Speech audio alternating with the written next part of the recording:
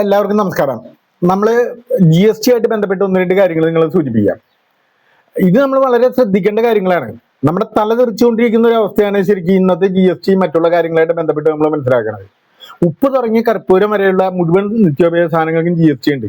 നമ്മൾ എന്ത് ക്രയവിക്രയം ചെയ്യുന്നുവോ അതിനൊക്കെ തന്നെ GST ഏർപ്പെടുത്തിയിരിക്കുന്നത്. പക്ഷെ പെട്രോളിയം ഉൽപ്പന്നങ്ങൾക്ക് മാത്രം GST ഇല്ല. നിങ്ങളൊന്ന് ആലോചിച്ച് നോക്കിയേ, എന്ത് വിരോധാഭാസം ഒന്ന് ആലോചിച്ച് നോക്കിയേ. നമ്മളെ സംരക്ഷിക്കേണ്ടവരും പരിരക്ഷിക്കേണ്ടവരും അല്ലേ? ഇതെന്തുകൊണ്ട് ഈ പെട്രോളിയം ഉൽപ്പന്നങ്ങളുടെ പരിധി GSTയുടെ പരിധിയെ കൊണ്ടുവരാൻ കഴിയുന്നില്ല? ഇതിനെതിരായിട്ട് വളരെ ശക്തമായിട്ടുള്ള പ്രക്ഷോഭം നടത്താണ്ടിരിക്കാൻ കഴിയില്ല. നിങ്ങളൊന്ന് ആലോചിക്കുക, 1 ലിറ്റർ പെട്രോള് നമ്മൾ വാങ്ങുമ്പോൾ സംസ്ഥാന സർക്കാർ 34 രൂപയാണ് അതിന്റെ വിൽപ്പന നികുതി ഇനത്തിൽ അവർ വാങ്ങിക്കൊണ്ടിരിക്കുന്നത്. 34 രൂപ. കേന്ദ്ര സർക്കാരാണെങ്കിൽ എന്താണ്, പെട്രോൾ വിൽക്കുമ്പോൾ 11 രൂപ 90 പൈസയാണ് വാങ്ങണത്. ഈ 11 രൂപ 90 പൈസ. 1 ലിറ്റർ ഡീസൽ വിൽക്കുകയാണെങ്കിൽ 1 ലിറ്റർ ഡീസൽ നമ്മൾ വാങ്ങുമ്പോൾ സംസ്ഥാന സർക്കാരിന് 24 രൂപ 10 പൈസ കിട്ടും. സംസ്ഥാന സർക്കാരിന്.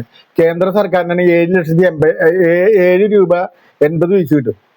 7 ലക്ഷത്തി അല്ല, 7 രൂപ 80 പൈസ കിട്ടും. അപ്പൊ ഇത് GSTയുടെ പരിധിയിൽ കൊണ്ടുവരികയാണെങ്കിൽ നമുക്ക് എത്ര കാശ് ലാഭം ഉണ്ടെന്ന് ആലോചിക്കുക. കേന്ദ്രം സംസ്ഥാനം കൂടി ഈ പെട്രോളിയം ഉൽപ്പന്നങ്ങളുടെ നികുതി ഇനത്തിൽ വാങ്ങുന്നത് 45 രൂപ 90 പൈസയാണ്. ഒരു ഇത് വാങ്ങണത്. GST ആണെങ്കിൽ എന്ത് ചെയ്യണത്? GST ആണെങ്കിൽ നമുക്ക് 18%, 100 രൂപ പെട്രോളാണ് അടിക്കണമെന്നുണ്ടെങ്കിൽ 18 രൂപയാണ് ആകെ വരുള്ളൂ. അതിന് പകരം ഒരു 27 രൂപ 90 പൈസയാണ് കൂടുതൽ വാങ്ങിച്ചുകൊണ്ടിരിക്കുന്നത്. നിങ്ങൾ ചിന്തിക്കേ, 27 രൂപ 90 പൈസ കൂടുതൽ വാങ്ങിക്കുമ്പോൾ നമുക്ക് 1 ലിറ്റർ അടിക്കുമ്പോൾ, 1 ലിറ്റർ ഡീസൽ അടിക്കുമ്പോൾ എത്ര കാശ് നമുക്ക് നഷ്ടം വരുന്നുണ്ടെന്ന് ആലോചിച്ചേ. ഇത് GSTയുടെ പരിധിയിലാണ് വരണമെങ്കിൽ വല്ല കുഴപ്പമുണ്ടോ? അതുപോലെ തന്നെ 32 രൂപ 90 പൈസയാണ് 1 ലിറ്റർ ഡീസൽ അടിക്കുമ്പോൾ ഇവര് 2 കൂട്ടരും കൂടി വീഴ്ചെടുത്തുകൊണ്ടിരിക്കുന്നത്. അതിൽ 14 രൂപയാണ് അധികം വാങ്ങിച്ചുകൊണ്ടിരിക്കുന്നത്. 14 രൂപ അധികം വാങ്ങിയാണ് ഒരു ദിവസം. 1 ലിറ്റർ ഡീസൽ നമ്മൾ അടിക്കുമ്പോൾ 14 രൂപ കേന്ദ്ര സർക്കാരും സംസ്ഥാന സർക്കാരും GST ഇല്ലാത്തതുകൊണ്ട് തന്നെ അവർ കൂടുതൽ വാങ്ങിച്ചുകൊണ്ടിരിക്കുകയാണ്. വളരെ ദയനീയമാണ് അവസ്ഥ. നമ്മളെ എങ്ങനെയൊക്കെ തന്നെ കൊള്ളയടിക്കാൻ പറ്റും അതൊക്കെ നമ്മൾ ചെയ്തുകൊണ്ടിരിക്കണേ. ഞാൻ പറയുന്നത് ലക്ഷക്കണക്കിന് വരുന്ന 10 ലക്ഷം വരുന്ന ഓട്ടോറിക്ഷക്കാർ മാത്രമുണ്ട്. ബസ് മേഖലയായിട്ട് ബന്ധപ്പെടുന്ന ഒട്ടനവധി തൊഴിലാളികളുണ്ട്, ബസ്സുകളുണ്ട്. അതുപോലെ തന്നെ മറ്റ് ഗുഡ്സ് വാഹനങ്ങളുണ്ട്. ഇവരൊക്കെ നമ്മൾ ശ്രദ്ധിക്കേണ്ടത് എന്താണെന്ന് വെച്ച് കഴിഞ്ഞാൽ, രാഷ്ട്രീയക്കാരും യൂണിയൻകാരും നമ്മളെ സംരക്ഷിക്കുന്നു നമ്മൾ പ്രതീക്ഷിച്ചില്ല. ഒരു അരാഷ്ട്രീയവാദവും നല്ലത് പറയുന്നത്. അരാഷ്ട്രീയവാദം പറയാൻ ഉദ്ദേശിക്കുന്നില്ല. വളരെ ശക്തമായിട്ട് GST ഏർപ്പെടുത്താൻ നമ്മൾ ഈ ബന്ധപ്പെട്ട യൂണിയനായിട്ട് ബന്ധപ്പെട്ടിട്ട് സമരങ്ങൾ നടത്തുകയാണ് ചെയ്യേണ്ടത്. നമ്മൾ ആദ്യം നമ്മുടെ യൂണിയൻ നേതാക്കന്മാരിലാണ് നമ്മൾ ഈ പ്രശ്നം ഉന്നയിക്കേണ്ടത്. നമ്മളൊന്ന് ആലോചിക്കുക, എന്തിനാ നമ്മൾ GSTയുടെ പരിധിയിൽ വന്ന് എത്ര രൂപ ഒരു ദിവസം നമുക്ക് വ്യത്യാസം വരുമെന്ന് നിങ്ങളൊന്ന് ആലോചിക്കുക. ഒരു ദിവസം 27 രൂപ 90 പൈസ പെട്രോളിനും അതുപോലെ 1 ലിറ്റർ വാങ്ങുമ്പോഴാണ് 14 രൂപ ഡീസലിനും വ്യത്യാസം വരുമെന്നാണ് നമ്മൾ ആലോചിക്കേണ്ടത്. നമ്മൾ എന്തിനു വേണ്ടിയെന്ന് കൊടുക്കേണ്ട കാര്യം?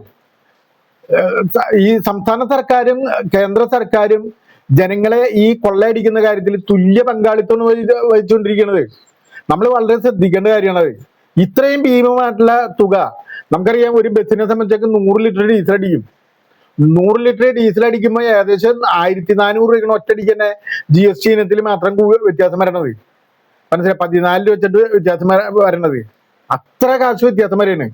എന്തുകൊണ്ട് നിങ്ങൾ ചിന്തിക്കുന്നില്ല?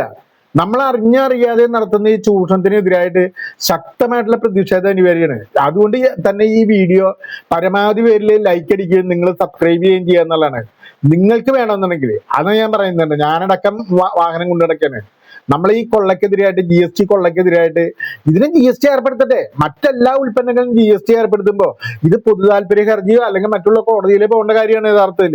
മറ്റു ഉൽപ്പന്നങ്ങളെല്ലാം തന്നെ GST വരാ, ഇതിന് മാത്രം GST ഇല്ല എന്ന് പറഞ്ഞ് എന്ത് വിരോധാഭാസമാണെന്ന് നിങ്ങൾ ചിന്തിക്കും.